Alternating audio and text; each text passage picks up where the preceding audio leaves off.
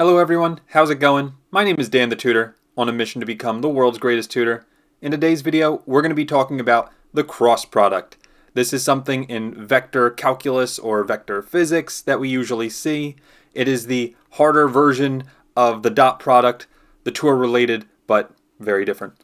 So first, as a recap from the last video, if I have, let's say, vector A dot product with vector B, one formula we like to say is it's the magnitude of A times the magnitude of B times cosine theta. This is just something we memorize. The cross product, which is going to look like an X or the multiplication symbol you learned back in grade school, the cross product is just going to equal magnitude of A times magnitude of B times sine theta, where theta is always the angle between the vectors. And there's two ways we can see this in physics and calculus. I'll draw both. Let's say these are my two vectors, A and B, angle theta right here. And let's say we know all these values.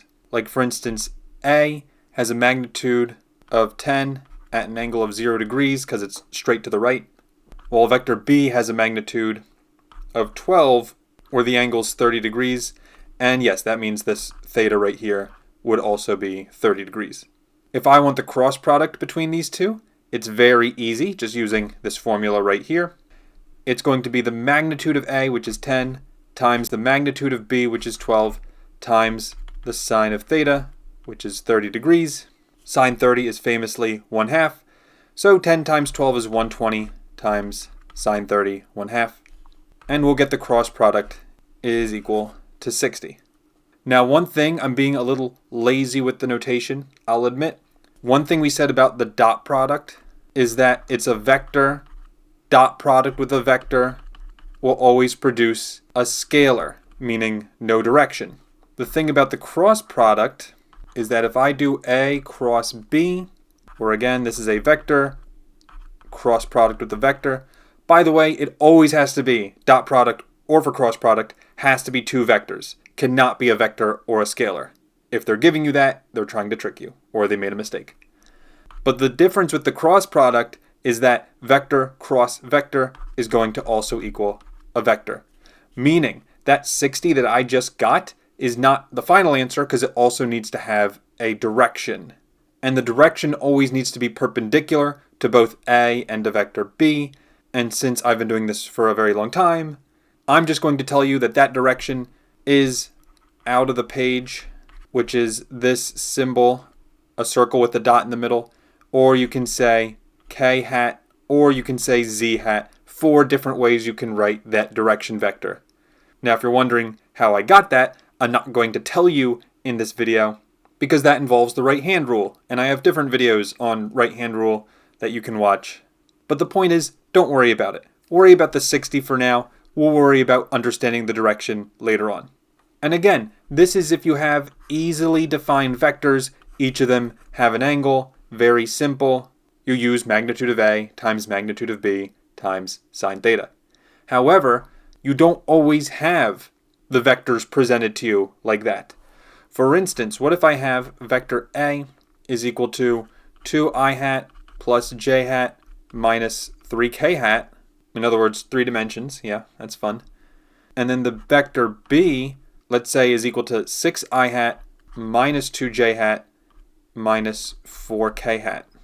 Now it's extremely difficult to find the angle between these two vectors, especially because they exist in a 3-dimensional space. So in other words, I really can't use A, B, sine theta. So what you want to do in these scenarios is you want to do this method I'm about to show you. So first of all, in order to do this method, you need to know how to find the determinant of a 3x3 matrix. If you do not know how to do that, I have a video on it. You should watch it. But assuming you know how to find the determinant of a 3x3 matrix, here's the setup, how it's always going to go. First row is I hat, j hat, k hat. Second row is ax, ay, and az. And I'll explain what I mean by that in a second.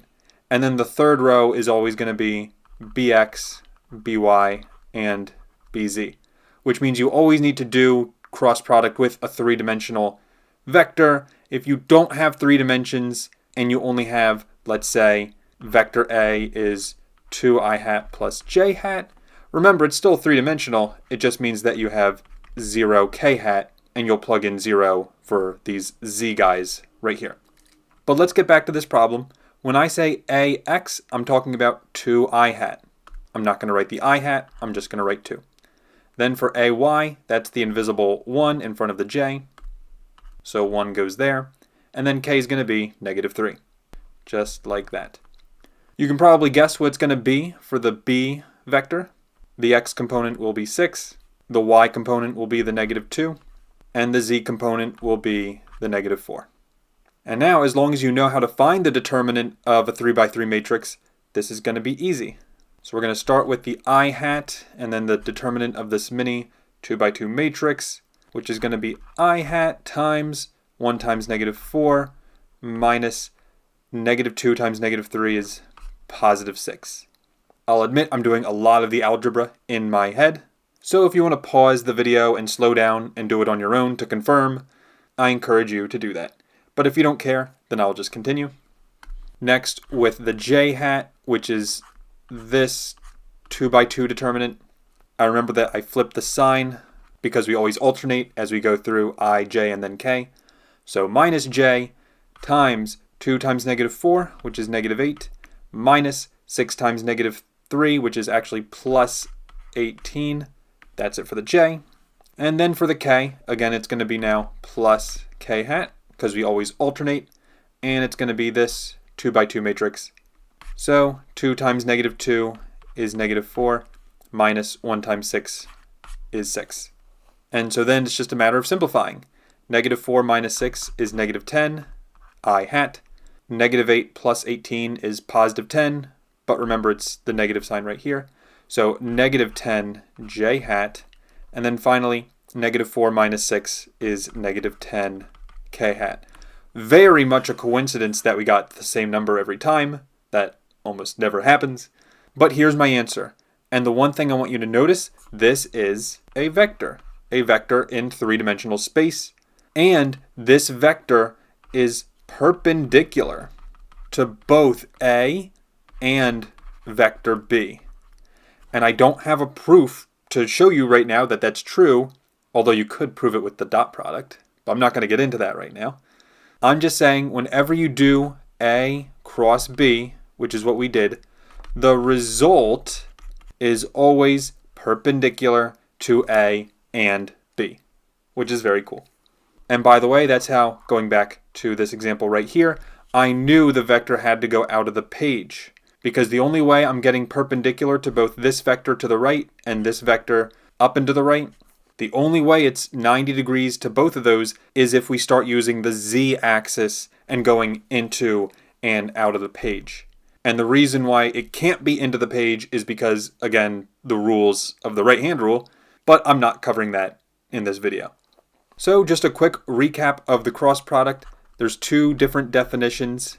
A cross B equals magnitude of A, magnitude of B, sine theta, where theta is the angle between these two guys.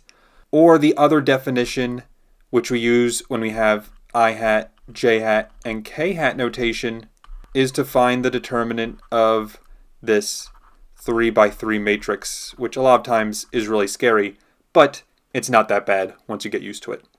And finally, the last thing I'll say, in a physics class, the most famous example of the cross product, in my opinion, is torque. The reason why torque is equal to force cross product with the radius. Both of these are technically vectors, which means a lot of times in textbooks, the equation for torque that you'll see is F times R times sine theta.